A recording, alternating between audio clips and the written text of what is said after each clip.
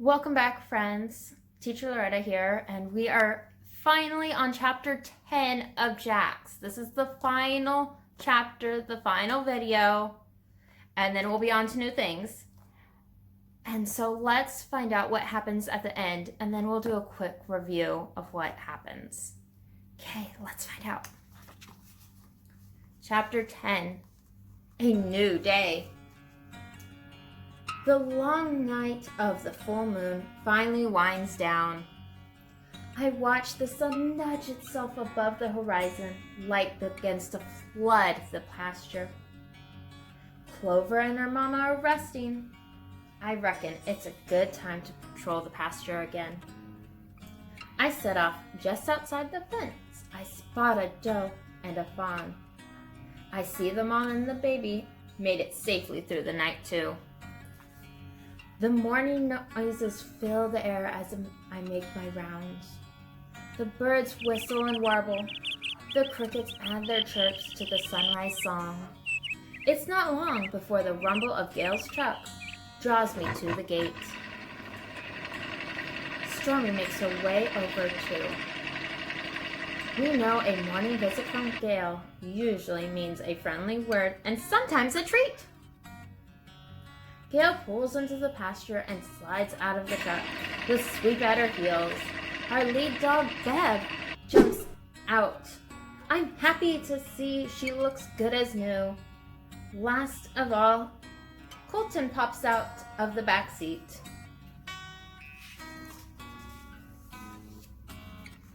Jax, you missed all the excitement, Colton says, heading straight to me. We took Bev to the vet's and didn't go home until really late. Then Bev and I had a sleepover right in Grandma's living room.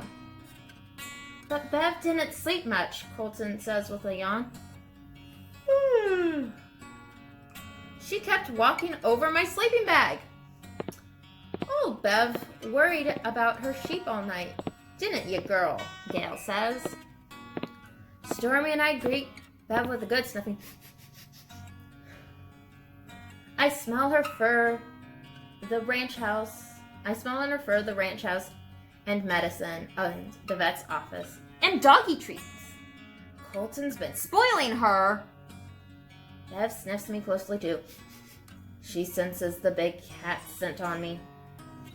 I think I see curiosity and a new respect for me and Stormy in her eyes. Coming from Bev, that means a lot. The sheep have spotted Gail. They begin moving towards us, unexpected. Their breath is, hold on, girls. Gail tells the sheep. She squints out in the pasture.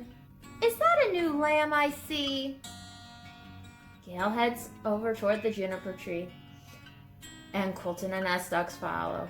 Look at you, Gail tells Clover. What a sturdy little lamb you are. We'll load you and your mama up in the trailer later and check you both out. Then Gail notices the smashed-in fence of the feeding station. What the thunder happened here? Gail asks. She examines the feeding station, then steps back, eyeing the ground. Well, I'll be. Colton, come see this. Colton rushes over as Gail crouches and points to a track in the damp dirt. A dog track? Colton asks. There are some dog tracks here in this mud, but this is something different. This is the footprint of a mountain lion. Gail turns to Stormy and me in amazement. Jax? Stormy, did you two face down a mountain lion last night? So that's what that big cat was, a mountain lion. I raised my head proudly. A mountain lion? Colton asked. Or cougar, or puma.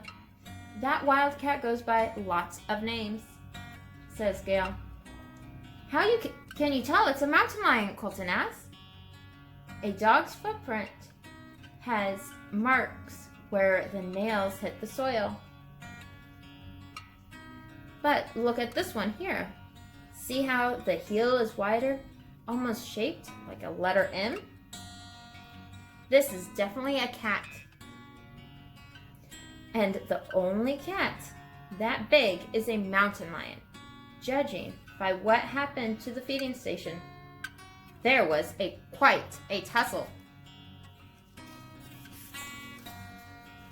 Gail checks Stormy and me out, looking at our faces, our bellies, and our backs. She discovers what I already know. We weren't hurt, protected but in part by our thick fur. Satisfied we are fine, Gail steps back and says something that makes my tail wag. Let's give these dogs an extra treat. Colton, they've earned it. They saved the sheep and probably that mountain lion too. But they fought the mountain lion, Colton says, as he hands me a biscuit. It appears so, Gail admits. But if that cat made a kill in our pasture, it might get a taste for sheep meat. Going after the livestock could become a habit, and it would probably start raiding other farms and ranches around here too. Then who knows what people might do to stop it? Sometimes predators like coyotes and mountain lions have been hunted or poisoned or trapped. By running the cat off, these dogs probably convinced it to stick to hunting wild animals like it's meant to. You've done well, my brave dogs. As I munch on the second biscuit Colton hands me, I have to agree. Soon, Sweep is on duty again. With a command from Gail, Sweep holds back the sheep with her steely eyes so Gail can pour their food without getting overrun by the sheep, by those hungry ewes. When those sheep finish their meal, Sweep will likely herd the flock back to another pasture. Then it will be time for me to move too. Still, while I have the chance, I settle in the grass and close my eyes for a spell.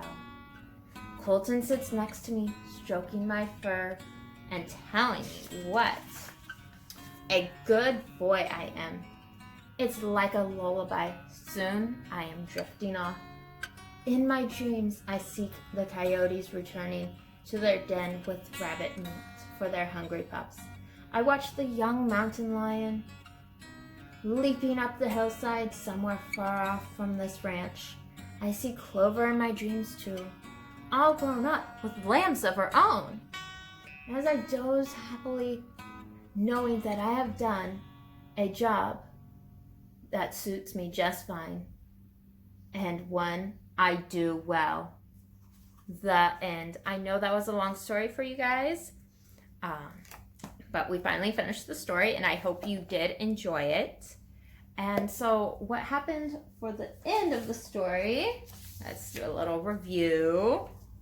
So the sheep settled down, and the flock goes back. Jax feels hungry, so he goes over to the feeding station that Gail set up for the dogs, and then goes back on patrol when he smells something that stands out, and that was the cat, the mountain lion, we just remember. And then he also smells the rain. And so Jax starts trying to scare off the cat by barking, comes in and lunging in the direction of the cat. Stormy's making her way to Jax and barking as she goes. The cat leaps off the ledge. Jax places himself between them. Him and Clover. Mountain lion fight. The mountain lion smashes into the dog feeding and fight. Stormy finally catches up. Stormy, there's the fight between them and the feeder. The rain Cat finally leaves, the rain stops, Gail returns. With Colton and Bev, they go to the farmhouse till the next morning. Then Gail and Colton bring out Bev to the pasture. They see the damage, and Gail checks Jackson Stormy for wounds from the fight and sees the tracks of the mountain lion. Colton gives Jack some biscuits, and they're moved to the other pasture. And Jax takes a nap while Colton pets him. And so that's how the story ends. So that's how we have the beginning, the middle, and the end that we've discussed in these videos, along with, and that's the plot of the story, the settings where it takes place, the characters are who's in the story, and we also have the title, which is the name of the book. Okay, I hope you enjoyed it, and we learned a little, and I'll see you with our new story next time. Bye for now.